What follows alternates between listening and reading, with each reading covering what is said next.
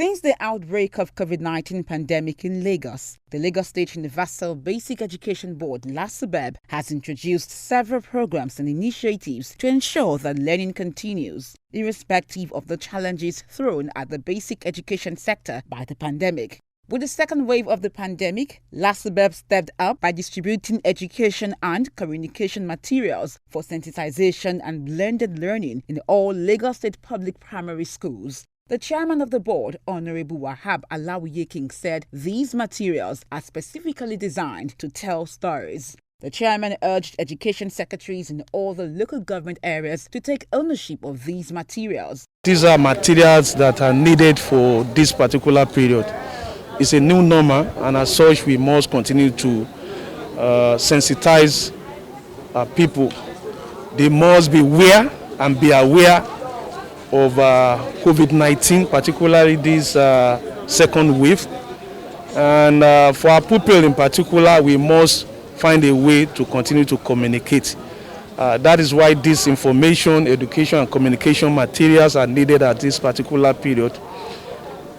They are specially designed to tell stories that has to do with COVID-19. So with those messages, they'll be able to comprehend and understand what COVID-19 is all about. Not only that, we are equally distributing, transistor radios to aid our teaching and learning in school. It's a blended learning system we are using now, and radio and televisions are some of the platforms we are using.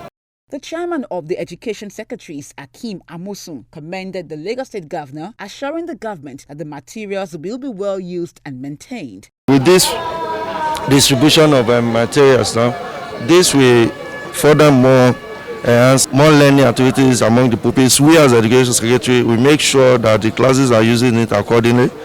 The posters are placed in the appropriate position so that the pupils will get familiar with the normal situation where we are now presently due to COVID-19. These learning materials will be distributed in addition to the transistor radios, and they are expected to yield positive results in all public primary schools in the state.